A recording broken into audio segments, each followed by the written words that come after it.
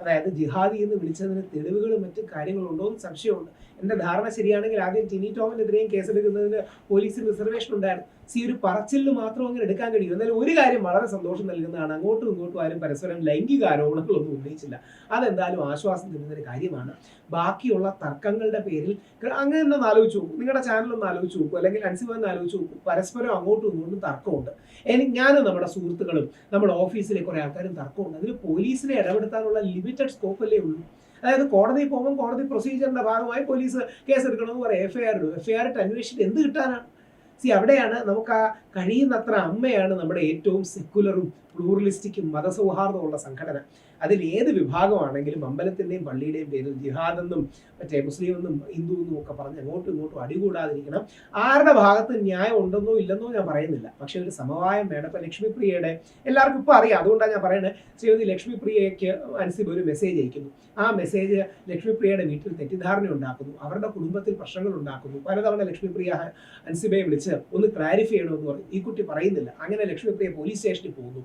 പോലീസുകാർ അൻസിബയെ വിളിപ്പിക്കുന്നു. ഇതെല്ലാം ലീഗൽ പ്രോസസ്സിന്റെ കാര്യമല്ലേ, ഭാഗമല്ലേ. അതായത് അൻസിബ ഒരു പരാതി കൊടുത്താൽ, അൻസിബ പരാതി കൊടുത്ത ആൾക്കാരെ പോലീസ് വിളിപ്പിക്കുന്നത് പോലെ അൻസിബയ്ക്കെതിരെ ഒരു പരാതി വന്നാൽ പോലീസുകാർ വിളിപ്പിക്കില്ലേ? അപ്പോൾ ഇത്തരം കാര്യങ്ങൾ നിങ്ങൾ ഒരു കാര്യം കൂടെ അമ്മ ശ്രദ്ധിക്കേണ്ടത്, മീഡിയയിലെ ഒരു വിഭാഗം, എല്ലാവരും ഒന്നും ഞാൻ പറയില്ല, അടക്കമുള്ള ഉത്തരവാദിത്തമുള്ള മീഡിയ അല്ല ഞാൻ ഉദ്ദേശിക്കുന്നത്.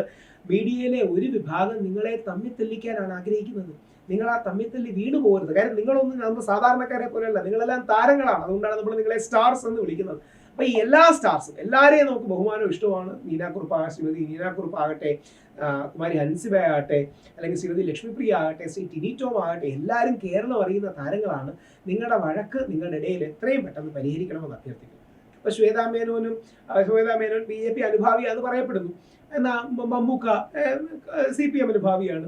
ലാലേട്ടൻ വിശാല അർത്ഥത്തിൽ എന്താ പറയണേ, കുറച്ചുകൂടെ ഒരു എന്താ പറയുക റൈറ്റ് അല്ലെങ്കിൽ നാഷണലിസ്റ്റ് ആണ് ലാലേട്ടൻ. രമേശ് പിഷാരടി കോൺഗ്രസ് ആണ്. അങ്ങനെ എനിക്ക് വിഷമം തോന്നിയൊരു കാര്യമേ, അങ്ങനെ ഒരു ശബ്ദ സംഭാഷണം ലീക്ക് ആവാൻ പാടില്ല. നമ്മളെല്ലാം സ്വകാര്യതയിൽ സംസാരിക്കുന്നതല്ലേ. ഷാരടി MLA എന്നതിനേക്കാൾ നമുക്കെല്ലാം ഇഷ്ടമുള്ള ഒരു എന്താ പറയുക കലാകാരനല്ലേ. വിഷമം വിളിക്കുന്നതിന് തെറ്റൊന്നുമില്ല. പക്ഷെ ആ ശബ്ദ സംഭാഷണത്തിലെ തമാശയ്ക്ക് നമ്മൾ വളരെ സ്വാതന്ത്ര്യമുള്ള എന്താ പരിപാടി എന്നൊക്കെ ചോദിച്ച് സംസാരിക്കുന്നതിനെ അങ്ങനെ ലീക്ക് ചെയ്തത് ശരിയായില്ല. എനിക്കറിയില്ല ശ്വേതാ മേനോൻ ലീക്ക് ചെയ്തോളം. എനിക്ക് അങ്ങനെ വിശ്വസിക്കാതിരിക്കാനാണ് എനിക്ക് ആഗ്രഹം. കാര്യം ശ്വേതാ മേനോനൊക്കെ കേരളത്തിൽ അറിയുന്ന ആക്ട്രസ്സാണ് അല്ലെങ്കിൽ കലാകാരിയാണ്. പക്ഷെ അത് ലീക്ക് ആയത് വളരെ വിഷമകരമായി. അപ്പോൾ അങ്ങനെ ചെയ്യരുത്. കാര്യം നാളെ ഇവർക്ക് പരസ്പരം സംസാരിക്കാൻ വരെ എന്ത് വിശ്വാസം ഉണ്ടാവും?